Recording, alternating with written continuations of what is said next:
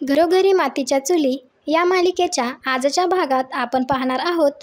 नाना जानकीला म्हणत असतात, बरं झालं तू तो फोनचा प्रॉब्लेम बंद केलास, पण प्रॉब्लेम झालाच कसा हेच कळत नाही. तो बघितलास का तो सोशल मीडियावरचा फोटो? असं वाटतं की आपल्या घरातीलच कोणीतरी काढला आहे. ते कसं काय? तर जानकी म्हणते, काय आहे ना नाना, एवढे मोठे पत्रकार होते, त्यातले काही चाहते होते, त्यातले कोणीतरी फोटो काढला असेल आणि नेमका तो चुकीच्या हातात गेला असणार, म्हणून कदाचित असं झालं असणार. तेवढ्यात सुमित्रा तेथे येते. तर जानकी विचारते, आई तुम्ही एकटीच कशा काय? ऐश्वर्या कुठे गेली? तर सुमित्रा म्हणते, तिने मला डॉक्टरांकडे सोडलं आणि ती तिच्या मैत्रिणीकडे गेली. तर नाना विचारतात, काय? तर सुमित्रा म्हणाली, हो, तिने मला विचारलं की मी मैत्रिणीकडे जाऊ का, तुम्ही एकट्या जाल का? मग तिने दोनदा तीनदा विचारल्यावर मी म्हटलं जा. तर जानकी म्हणते, असं कसं ती तुम्हाला सोडून मैत्रिणीकडे गेली? ओवी रस्त्यांनी एकटीच येत असते, तर तिच्या लक्षात येतं की हा रस्ता तर घराकडे जाणारा नाहीये. मग ती स्वतःशीच म्हणते, म्हणजे मी हरवली आहे का? आणि ती रडत रडतच आईला आणि बाबांना हाक मारत असते. ऋषिकेश ऑफिसमध्ये त्याच्या कामाबद्दल चर्चा करत असतो. त्यावेळी तो सगळ्यांना सांगतो की सगळ्यांनी आपापले फोन स्विच ऑफ किंवा सायलेंट करा, मला अजिबात डिस्टर्ब नको आहे. आणि तो स्वतःचा सुद्धा फोन सायलेंट करून ठेवतो. ऐश्वर्या घरी येते. तर आजी विचारतात, एवढा वेळ कुठं ग? आणि तुझा फोनसुद्धा लागत नव्हता.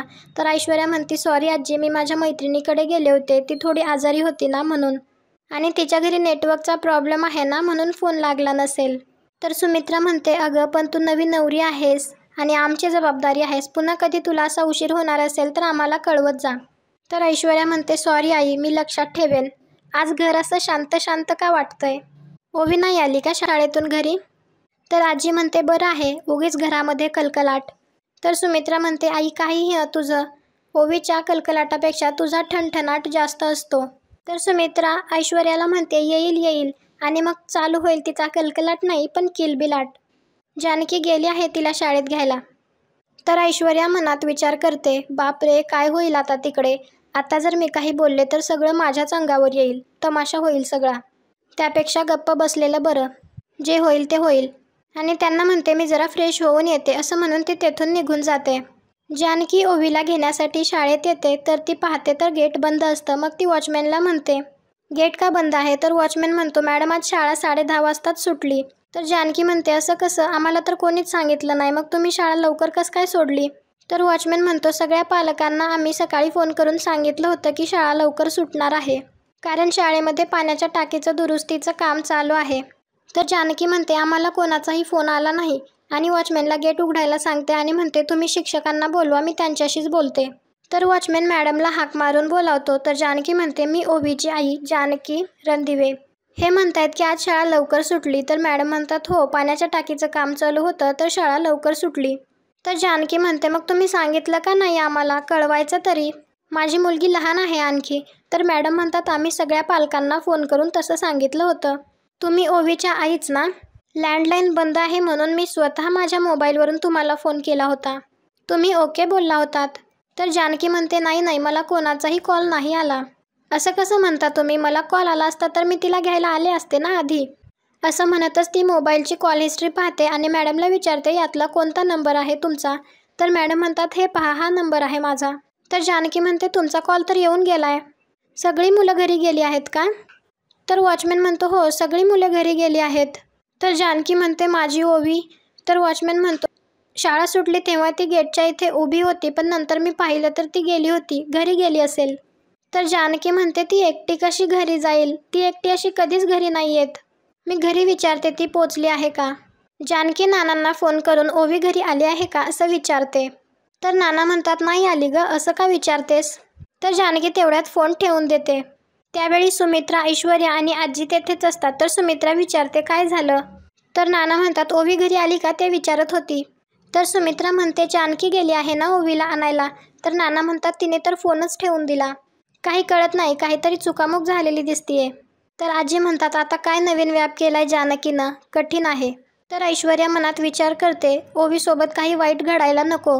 मी तर जानकीची खोड मोडायला आणि कौतुकासाठी हे सगळं केलं तर सगळं उलटच झालं. जाऊ दे, मी गप्प बसते, मी होईल ते होईल, माझ्यावर काही येणार नाही. जानकी शिक्षकांना सांगते की ओवी घरी आलेली नाहीये. तर शिक्षक म्हणतात, तुम्ही पण बघा, आम्ही पण बघतो. तर जानकी ऋषिकेशला फोन करायला लागते. पण ऋषिकेशचा फोन सायलेंट असतो त्यामुळे तो फोन घेत नाही. मीटिंग झाल्यानंतर ऋषिकेश फोन घेतो तर जानकी त्याला सगळं काही सांगते. ओवी मात्र इकडे तिकडे भटकतच असते. तिला लक्षात येत नसतं की ती कुठे चालली आहे. ऋषिकेश शाळेत येतो तर शिक्षकांना म्हणतो, माझी ओवी कुठे आहे? पालक आलेले नसताना तुम्ही तिला एकटीला जाऊच कसं दिलं? तुमच्या भरोशावर आम्ही आमची मुलं तुमच्याकडे सोपवतो ना, मग ती एकटी गेलीच कशी? तर मॅडम म्हणतात, मिस्टर रणदिवे, आम्ही सकाळीच सगळ्या पालकांना फोन करून सांगितलं होतं. मी स्वतः ओवीच्या आईला फोन केला होता त्यांच्या मोबाईलवर आणि मी स्वतः सांगितलं होतं.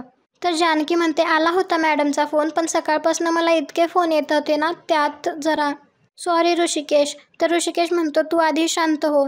तर जानकी म्हणते, आपण एकदा चेक करूयात.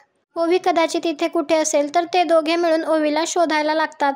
त्यावेळी ऋषिकेश एका चहावाल्याला ओवीचा फोटो दाखवून विचारत असतो की तुम्ही या मुलीला बघितलंत का? त्याच ठिकाणी जानकीला चक्कर येते. तर ऋषिकेश जानकीच्या चेहऱ्यावर पाणी शिंपडून तिला उठवतो. तर जानकी म्हणते, मीच निष्काळजीपणे वागले, कुठे असेल माझी ओवी? ऋषिकेश, काही वाईट साईट तर घडलं नसेल ना? ऋषिकेश, काहीही करून तुम्ही ओवीला शोधा, माझ्या मनात वाईट साईट विचार येत आहेत.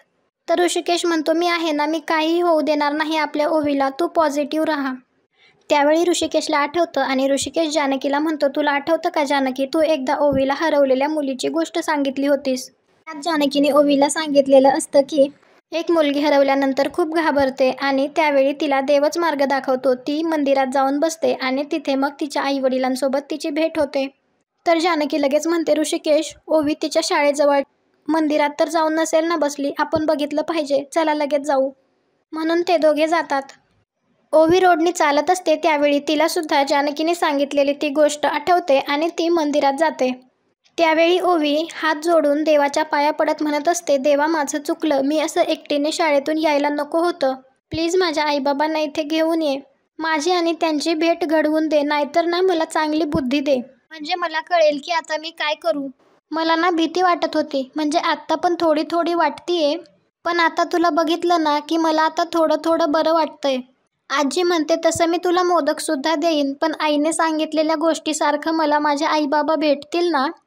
जानकी आणि ऋषिकेश त्या मंदिरात येतात. ते दोघे देवाला हात जोडतात. त्यावेळी त्यांची आणि ओवीची भेट होते.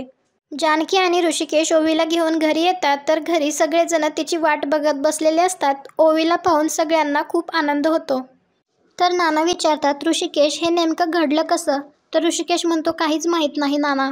शाळा म्हणते की त्यांनी फोन केला होता, कळवलं होतं. तर ऐश्वर्या म्हणते, आता ते म्हणणारच ना की त्यांनी कळवलं होतं, नाहीतर हे सगळं प्रकरण त्यांच्या अंगावर येईल ना.